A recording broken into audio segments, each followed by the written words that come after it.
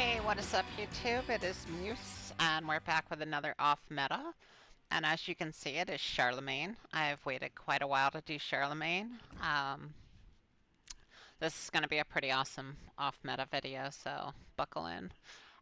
First, let's talk about what Charlemagne is. Charlemagne is a French heavy cruiser. It is one of the rare French heavy cruisers in the game. It is, Algiers was designed as a heavy cruiser, but it ended up lacking protection and armament. So even though it was designed as a heavy cruiser, it ends up being basically a light cruiser. And as a follow-up, the French started Project C5, and eventually with the designations A1 and A3. These were designed to be replacements for the Algiers actual heavy cruisers, where they basically took the Algiers and upped the protection and the armament. The A1 designation is without aviation, the A3 is with aviation, so that's why you get spotter planes on Charlemagne. Other ships in this class within this game, and the class is actually named after one of these, are going to be the Charles Martel, is going to be the same class as Charlemagne, as well as the St. Louis. Both of those, it's actually the class is named after the St. Louis. But both of those are the same class as Charlemagne, so all three of those are heavy cruisers. By the time you get to the higher tiers in the game, when you start talking tier 7, tier 8, they end up kind of being more like light cruisers. Even though this is a heavy cruiser, it is going to play an odd mix between a light and heavy cruiser, and you'll see that when we get to the gameplay. It kind of plays like Wichita, where you have the big guns, but you also have the speed and the agility. Like it's not a Baltimore hull on Wichita. It's a light cruiser hull with Baltimore guns, and that's kind of how this is going to be. It does have more armament than its, light cruiser French predecessors, but it eventually ends up playing like a Wichita, basically big guns, but you don't want to try to be tanking with it.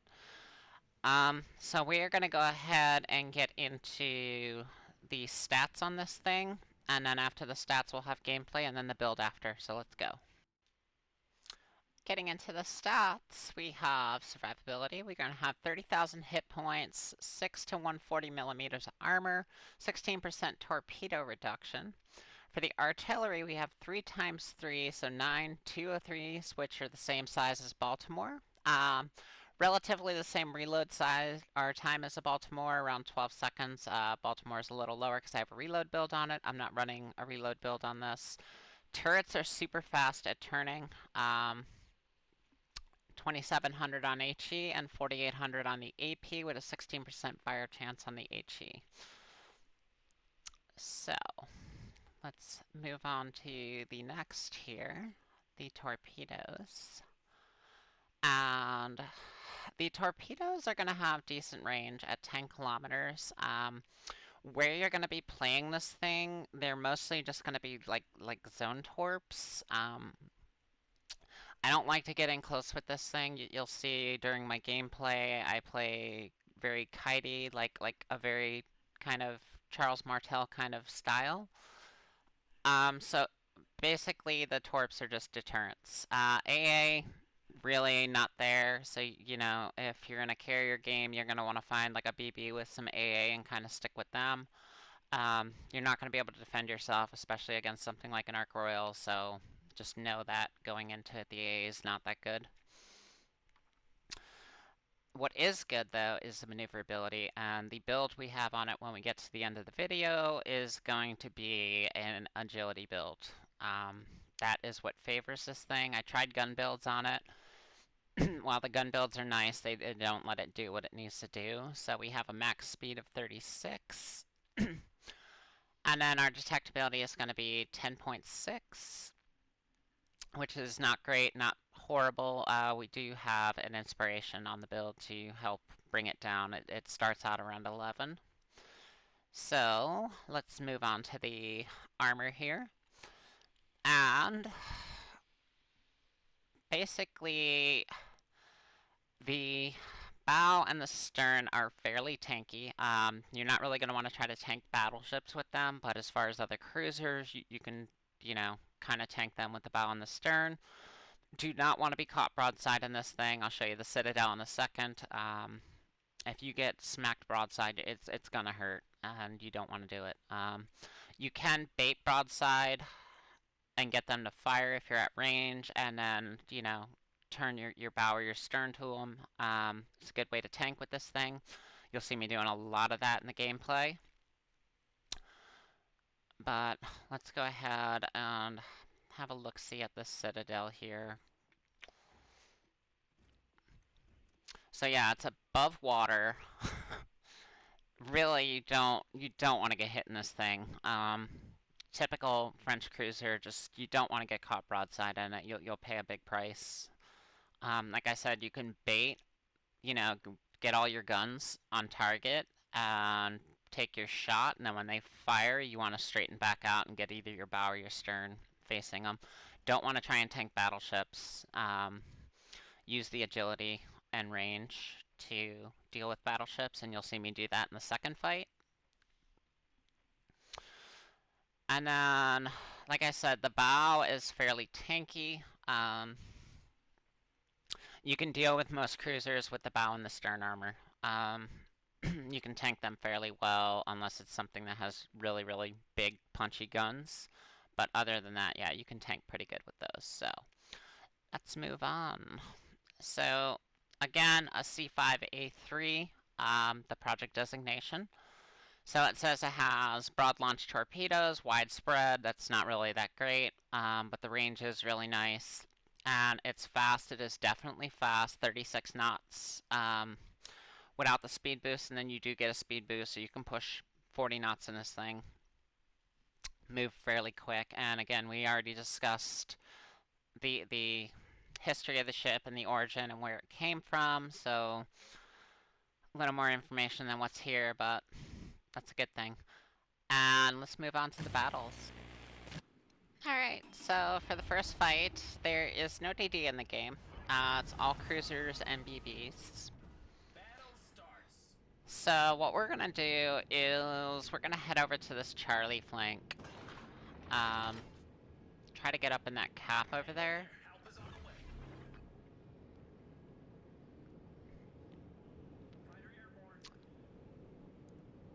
And then we're basically gonna rotate through that flank, and then we're gonna come down the back where the enemy spawns, right through all their spawns.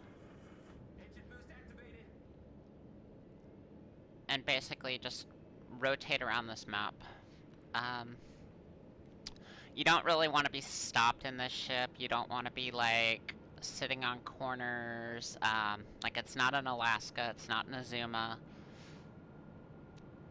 Movement in this ship is your best friend, and that's why I don't run a gun build on it. Like, it's really fun with a gun build, but you're just not tanking. You don't have the hit points, so like you can't rely purely on the guns. And the guns are nice enough on their own that you don't have to really spec into them for them to be effective. They're a whole lot more effective when you run a pure gun build on here, but then you're just giving up your agility, you're giving up your speed, and you're basically just a sitting duck. So the agility build on Charlemagne is really, really just clutch.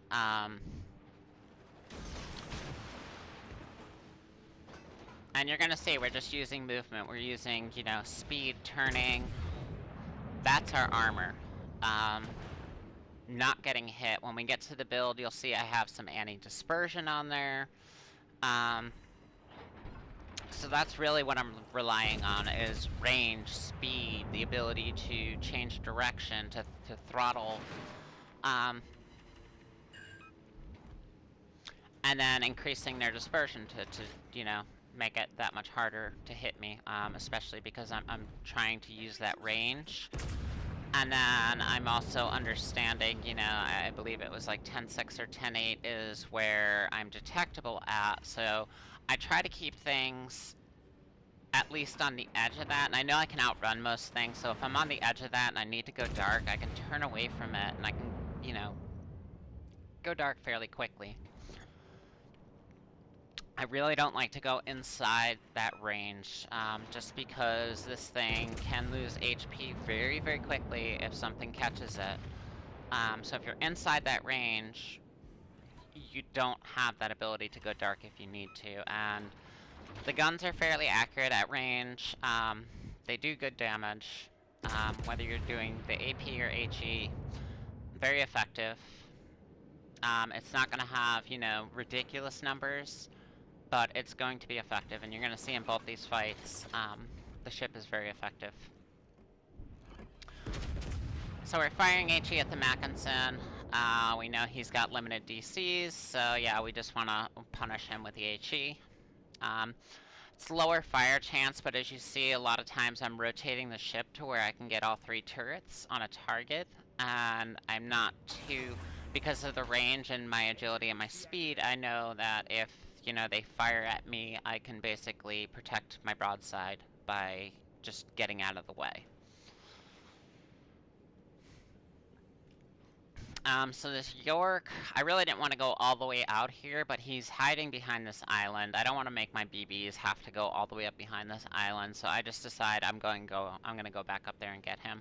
I have the speed, they don't, so, you know, we're going to come through the cap, we're going to get some cap points here, but we're definitely making a beeline for the back of this island. I can see they're pushing, my battleships are pushing through this cap, there's some cruisers pushing through the cap with me. So they're going to push out to my right, and they're going to end up pushing him right back into me, which is exactly what I'm planning for here, which is why I'm heading for the backside of this island.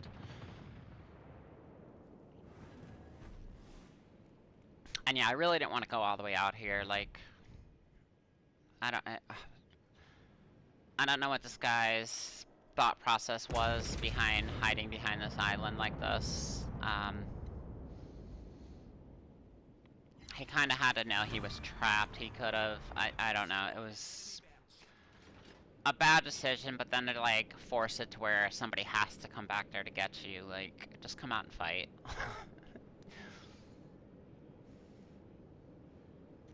Like, you can tell you're trapped off over here. You're by yourself. There's no escape. Like, what are you really gonna do back here?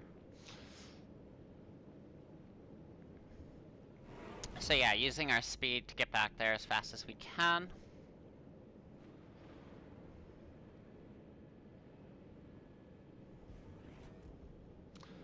He does sonar me at this point, I don't care, because I already know he's coming out broadside, so yeah, guess what? You're gonna pay for it.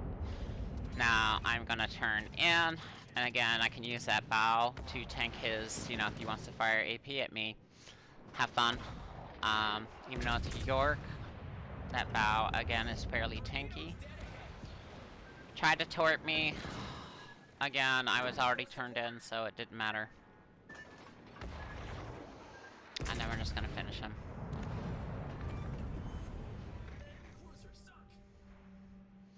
Now we're gonna turn back. I have a speed boost up again, so we're gonna pop the speed boost and literally run down this back line where they all spawned and basically try to get flanking shots. We can see everything's grouped down there at Alpha. All their ships that they have left are pretty much grouped up at Alpha. So we want to run down this back line and try to get flanking shots. We can see like the bulk of our forces are going right through the middle of Bravo. We do have one ship, you know, back where we spawned. We're going to be the fastest thing. You'll see I'll blow right by everybody here, end up out in the lead on this flank.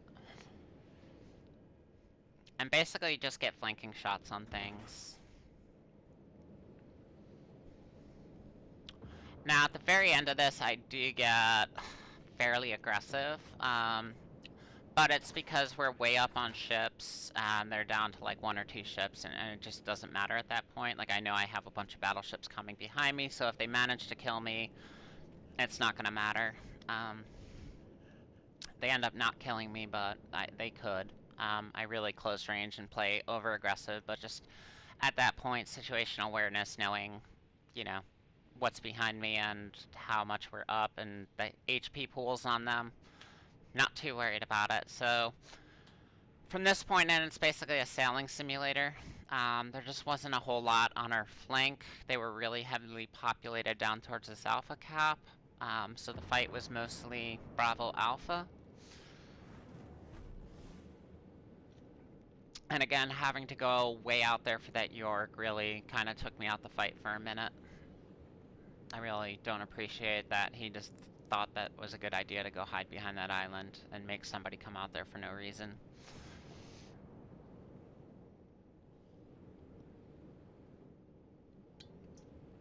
But yeah, Sailing Simulator engaged. So Charlemagne has a special place in my heart. It was one of my first premiums. Not my first premium. My first premium was Arizona. But it was one of my first. And it was also one of the first that I got any kind of special skin for, which is the Halloween skin you can see on it. So yeah, it definitely had a special place in my heart. Took me a long time to figure out kind of how to play it. And how to be effective with it. I didn't do well in it for a long time when I first got it. And that's, you know, it's the learning curve of the game and the learning curve of learning new ship lines and new ship classes. But once I did learn what I was doing with it, it's a very enjoyable ship. I really have a good time in it. I know it's not a ship a lot of people play. You don't see a whole lot of them running around. A lot of people don't think it's all that great. I think they're very effective, and in both these games we finished top on the team, so it definitely has the ability to be effective. So we're just dealing with mostly battleships here, so we're just HE. And trying to target the ones mostly that, that we know struggle with fire, the German battleships. Kind of prey on them. And it's a lower fire chance at 16%, and my build, I actually have one of the perks to add 2% to it. We'll get to that when we get to the build. But it's a really low fire chance, but when you think about it, you know, you have a lot of opportunities because of how fast this thing can turn, how fast it's moving, how easily it's able to dodge shells. So you have a lot of chances to do what I'm doing right now and get all 3 turrets on target. So when you're talking about, you know, 16% but 9 shells, you're gonna get a fire usually per salvo. And that's really all you need with some ships, like the German battle cruisers, the Mackensons. If you can just make them use a DC, that next salvo, you know, you can get a perma. So it really is all you need, and in the next battle you'll see that even better. There's a Mackinson that I have to deal with. And we're really gonna force him to do some DC management and present him with some issues with the HE. Now, I am sailing broadside to this Nicey. His guns were pointed away from me. There is going to be a point where he turns them back towards me over here, but I'm just at the point, like... I know we have this game in the bag, basically, so I'm not too worried about it. I know there's a lot of healthy battleships behind me. These guys are getting roughed up. That Mackinson's, you know, nearly dead, and... Again, I'm at range, and that gives me the ability to change direction, change throttle, take advantage of the anti-dispersion.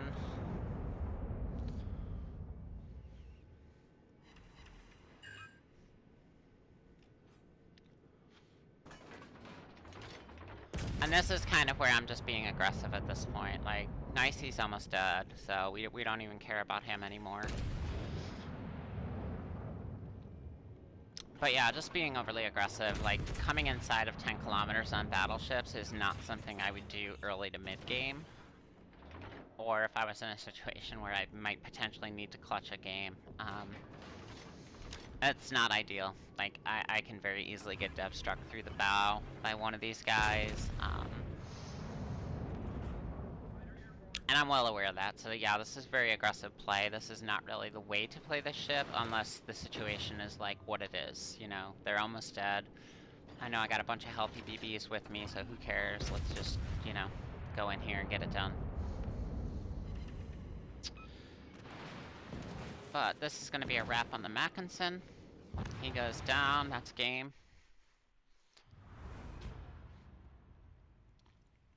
But yeah, as you can see, my team came through the mid, and we just used our speed to get on that flank and just pressure them from the flank.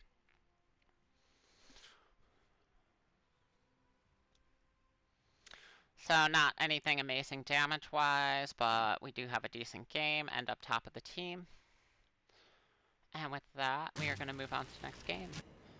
So for the second game, unfortunately for some reason, it clipped out the first part of the game, and unfortunately it was a gorgeous, gorgeous dev strike on a cruiser at about 10 clicks. So that's where the dev strike came from, the previous damage. Pick it up here, and we're defending this Charlie cap, and this is what we're gonna do the entire game. The last game we used speed, agility, and range to basically be very offensive, go out on that flank and put pressure on the enemy on a flanking route. This time we're going to use the speed, agility, and range to be very defensive and basically deny these guys this cap. We're going to be really annoying, and we're going to end up drawing a lot of fire here. This other cruiser's with me, he gets beat up pretty bad. But they stop firing at him and really start focusing on me because I'm annoying the hell out of them. Sticking with AP on the cruisers, like I said, these guns, I don't have any kind of gun perks on them, and just the natural guns are good enough, you don't need it. The AP smacks. You're gonna see me hit citadels on this Duke. I already, you know, dev struck one cruiser. There's a Leander back there we're gonna get, you know, some citadels on. And at range, too. I mean, when I hit that Leander, it's going to be at 14 clicks, and we're going to get citadels out of it. So yeah, you just don't need the gun perks. So I go full, when we get to the build, you'll see I go full into just agility. Agility and speed. And just don't even really bother with the gun perks. I tried a gun build on this. It just didn't do it for me. I felt like a sitting duck. And this ship is so much more effective when it can be on the move, when it can be, you know, flashing broadside, getting all of its turrets on target, and then, you know, flipping the stern out and doing what I'm doing right now.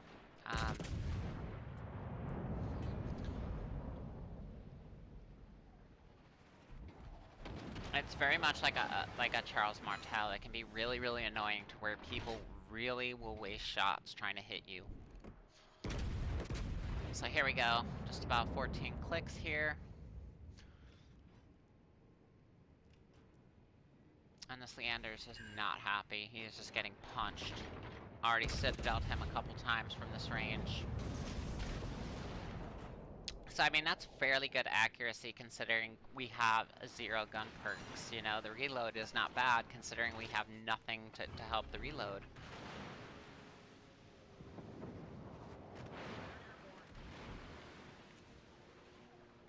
When you put the gun build on here, like, it hits for a lot more, it's a lot more accurate, the guns fire a lot faster, but you're just a sitting duck and you're out of the game faster because you can't evade fire like you can with this build. So this is just the build I found to be most effective on here. And as you can see, we just denied these guys. We're gonna end up winning on points. There's 4 ships down here we've been dealing with this whole fight. Originally it was 5 back when the first cruiser was there. He got dev struck, so we have the Mackinson, the Duca, the DD, and the Leander out here. Duca's gone dark, he's really low health. Not sure exactly where he is. I'm sorry, the Duca's already gone. The other cruiser is all the way down there by Charlie, or Alpha, they're gonna deal with that. We're gonna swap to HE now. We've been AP on these cruisers and just, you know, beat up all 3 of the cruisers that were out here. So now we're gonna go HE and start causing this Mackinson problem. We know he's got limited DCs like we talked about last game, so we're going to make him start spending DCs. We're also going to keep resets on that cap. Just not let them have this cap, not let them have points. As you can see, they have 75 points. You know, they're not doing good here.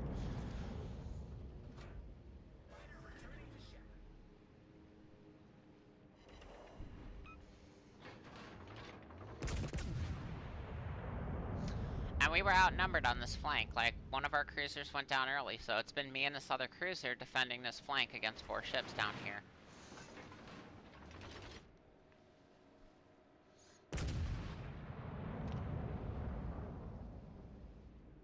Well, 5, technically, because the first one I dev struck, but he doesn't really count. So the most of the fight, it's been 4.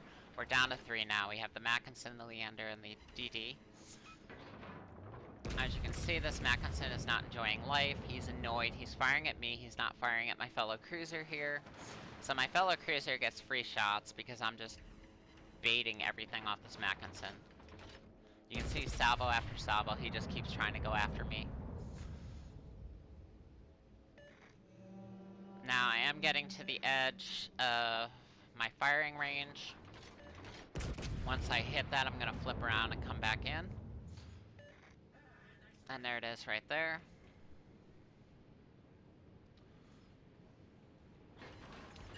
Now, he's left cap, so I'm not worried about, we don't have to defend that cap anymore. The DD's out of cap. He's out here chasing me, trying to get spots on me for this Mackinson. And that Leander is just hiding. He got beat up. I hit a number of citadels on him, took a whole bunch of his HP. So he just doesn't even want to engage at this point. So it's primarily the Mackinson and DD at this point. And you can see the rest of our team is now coming from Alpha and Bravo. So I know I just gotta buy time now. That's all I gotta do. Rest of our team's coming behind us. We've done our job. We've defended that cap. They've gotten no points out of it. DD goes ahead and shows himself here, so we're gonna take some swipes at him. Always want to shoot at the DD. Always, always, always. We already high-called. We're sitting at close to 100k damage. We know this game's a wrap. So we're pretty much on cruise control here. Like, still have over half our HP. Like, this is how you Charlemagne right here. Just knock the hell out of that mass.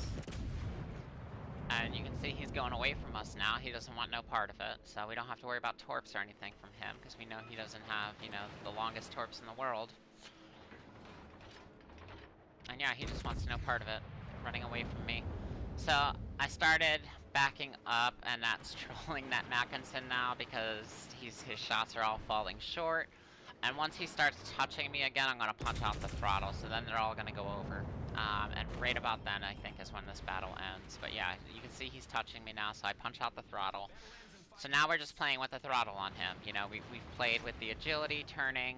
I forgot all about this Munchin. He was out here too, so yeah, it was 4 or 5 ships. Take some swipes at this Munchin. And now, right here at the very end, I am going to get greedy. There's Leander. He's finally back in the fight in his smoke. Mackinson went down between the burn, and then we have these BBs coming in behind me. They took care of him. Now I'm going to get greedy on this Munchin. I'm going to give this Leander my side, and he's going to punch me up a little bit here. But the game ends before he can really do anything too effective. I really wanted to knock this Munchin out.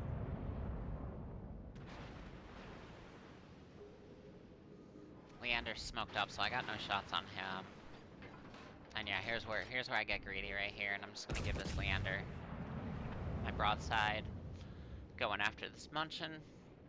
But like I said, this is game. They got the DD trapped. They got no points. And yeah, that's how you Charlemagne right there. So take a look at the results here. And again, that was a purely defensive battle, just defending that cap the whole time.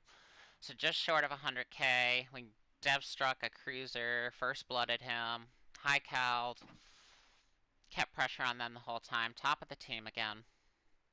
That's definitely how you Charlemagne right there. So let's get into the build. Alright. Let's get into our mods here. So for the first slot, we are running... Oops, did not mean to do that. So for the first one, we're running the aiming systems. That's for the dispersion. Then we have the propulsion mod.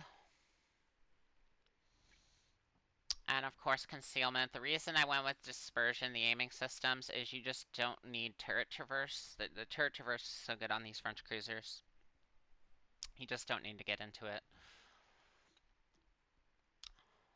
So, damage control. Sonar. Sonar's pretty good. 4-2. Definitely an effective sonar. We have our fighters. We get 4 of those throughout the fight, so you can use them pretty liberally. And then we get our speed boost.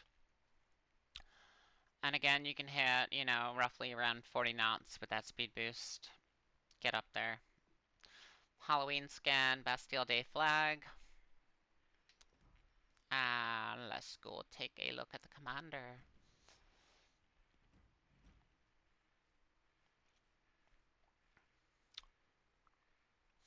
So it's the agility commander for the French. The base trait gives us some more HE damage. Then we're running Vian for the incoming dispersion. Definitely want to open up people's shots. And then we're running Makawa for the concealment. A little bit extra concealment. First slot we have Burn It Down. That's going to give us a little bit better fire chance. And that helps a lot because our fire chance is already very low. Full speed ahead gives us speed and rudder. Huge. Then we're going to go with Valetius. We want more speed.